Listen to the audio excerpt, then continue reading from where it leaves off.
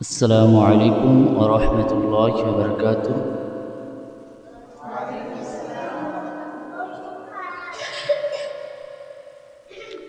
الحمد لله كفى والسلام على عباده الذين اصطفى أما بعد. সমস্ত তারিফ সেই মহান রবের দরবারে, যিনি অক্ষয়, যিনি অভয়, যিনি চিরন্তন, যিনি চিরঞ্জীব, যিনার কাছে আমরা বলেছিলাম লা শারীকা লাহু। সেই মহান রবের দরবারে আমরা সকলেই তিনার বান্দা, তিনার গোলাম। তিনি আমাদের সৃষ্টিকর্তা, তিনি আমাদের পালনকর্তা। সেই মহান রবের দরবারে শুকরিয়া স্বরূপ বলি আলহামদুলিল্লাহ।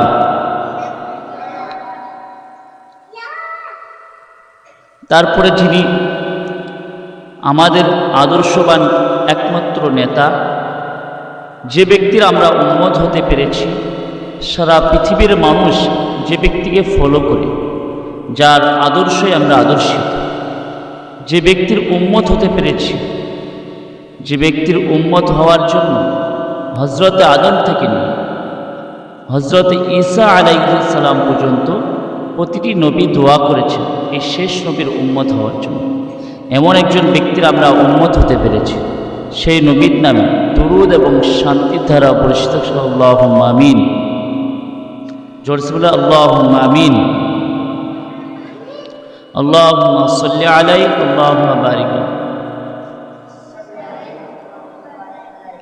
এই আল্লাহুম্মা সাল্লি আলাইহি আল্লাহুম্মা বারিক আলাইহি কেন পড়ব? বিশ্বনবী সাল্লাল্লাহু আলাইহি ওয়াসাল্লাম, তিনার উপরে যদি আমরা তিনার নাম শোনার পরে আমরা দুরূদ না পড়ি, ছোট হোক, সাল্লাল্লাহু আলাইহি ওয়াসাল্লাম পড়তে পারেন, বা আপনার আল্লাহুম্মা সাল্লি আলাইহি আল্লাহুম্মা বারিক আলাইহি পড়তে পারেন। দুরূদে ইব্রাহিম অনেকটা বড়, লম্বা, তার জন্য সংক্ষিপ্ত এই দোয়াগুলো পড়লে হক আদায় হয়ে যায়। কেননা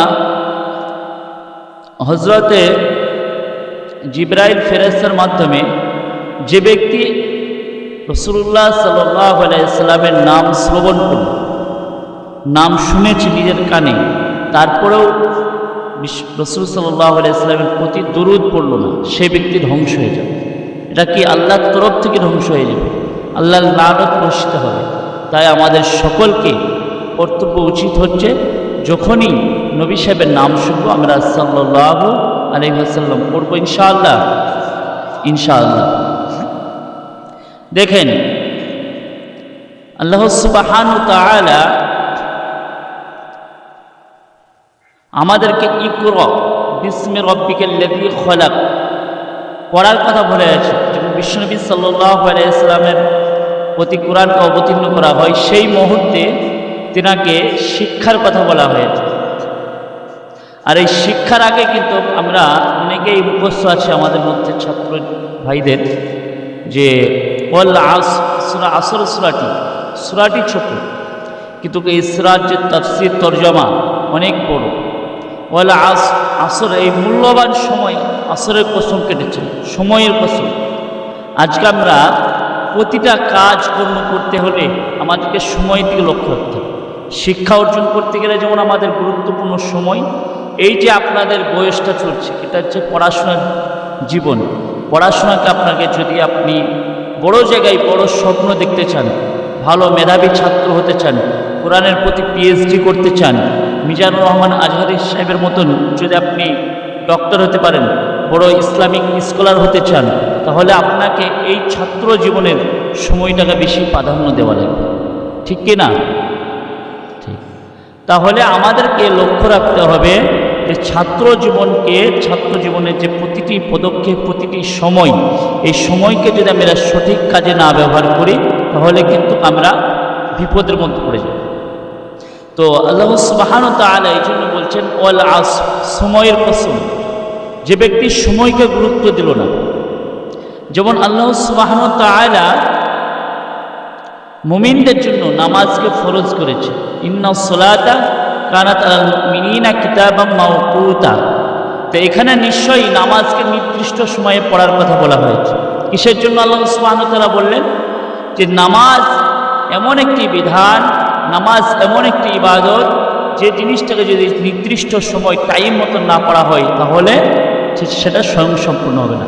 তো শিক্ষার বিষয়টাও, যদি আপনি ধরেন এখন আপনার বয়স অল্প আছে, এখন পড়ার জামান আপনাদের, যদি আপনি এই সময় না পড়ে যদি আপনি বলেন যে 50 বছর যখন বয়স পূর্ণ হবে তখন আপনি পড়াশোনা করবেন, তখন তো আপনার পড়াশোনা মনে রাখবে না বা স্মরণে থাকবে না।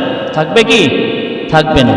তাহলে আপনাদের যে ছাত্র জীবন, আপনাদের যে ছোট বাচ্চা আছেন আপনারা, তাহলে আপনাদেরকে স্মরণে রাখতে হবে, এখন থেকেই আপনাকে চেষ্টায় রাখতে হবে। তো আল্লাহ সুবহানাহু ওয়া তাআলা এই শিক্ষাকে এমনভাবে গুরুত্ব দিতে বলেছেন যে নবী সাহেব সাল্লাল্লাহু আলাইহি ওয়াসাল্লামকে যখনই আপনার কোরআনকে অবতীর্ণ করা হবে, কোরআনকে নাযিল করা হবে, সর্বপ্রথম কোনটি পড়ানো হয়েছে? ইকরা বিসমি রাব্বিকাল্লাযী খলাক। যে নবী পড়ো, ইকরা। নবী সাহেব ভয়ে পড়তে পারছেন না, তিনি কাঁপছেন। তারপর আবার জিবরাইল ফেরেশতা ধরে বললেন যে ইকরা, পড়ো। তো এই যে পড়ো, শিক্ষা দিতে বলেছে কিসের জন্য? কোরআন এমন একটি শিক্ষা, এমন একটি বই, এমন একটি কিতাব, যে কিতাবের মধ্যে যালিকাল কিতাবু লা রাইবা ফীহ, এই কিতাবের মধ্যে ভুল নেই, ভুল সন্দেহ নেই, করা যাবে না। বা একটা ভুল আছে এরকম আজ পর্যন্ত কোনো ব্যক্তি ধরতে পারেনি। সুবহানাল্লাহ। আর একটু জোরে বলি সুবহানাল্লাহ। তাহলে এই যে সুবহানাল্লাহ, আলহামদুলিল্লাহ, আল্লাহু আকবার, এগুলো বললে আমাদের নেকি হবে, সওয়াব হবে। গুনাহ হবে নাকি? গুনাহ হবে না, নেকি হবে। তাহলে সুবহানাল্লাহ, আলহামদুলিল্লাহ, এগুলো আমাদের আল্লাহ সুবহানাহু ওয়া তাআলার প্রশংসা। যদি কোনো ভালো কাজ বা ভালো কাজ কর্ম করা যায়, কেউ ভালো কাজ করেছে, তাহলে আলহামদুলিল্লাহ বলবে। আর কোনো আশ্চর্যজনক, যেটা অনেক বড় বিষয়, সেটার জন্য সুবহানাল্লাহ বলতে হবে। আর আল্লাহ সুবহানাহু ওয়া তাআলার প্রশংসা করতে হলে আল্লাহ সব থেকে বড়, সেটা বলতে হলে আল্লাহু আকবার। আল্লাহু আকবার মানে হচ্ছে আল্লাহ সবচেয়ে বড় হয়। আল্লাহ সকলের থেকে, সব ব্যক্তির থেকে, সারা পৃথিবীতে যা কিছু আছে সমস্ত কিছুর থেকে বড় ব্যক্তি হচ্ছেন আল্লাহ সুবহানাহু ওয়া তাআলা। দেখেন, সারা পৃথিবীতে আমরা প্রতিটি মানবগুলো, জাতির মানুষ, প্রতিটা ব্যক্তি, আমরা দু চোখে যা কিছু দেখি, আল্লাহ সুবহানাহু ওয়া তাআলা ছাড়া সমস্ত কিছু কিন্তু মাখলুক। আর মাখলুক আল্লাহ সুবহানাহু ওয়া তাআলার হুকুম ছাড়া কিছুই করতে পারে না। কিন্তু আল্লাহ সুবহানাহু ওয়া তাআলা সারা পৃথিবীতে মাখলুক ছাড়াই সব কিছু তিনি করতে পারেন। এটাই পার্থক্য।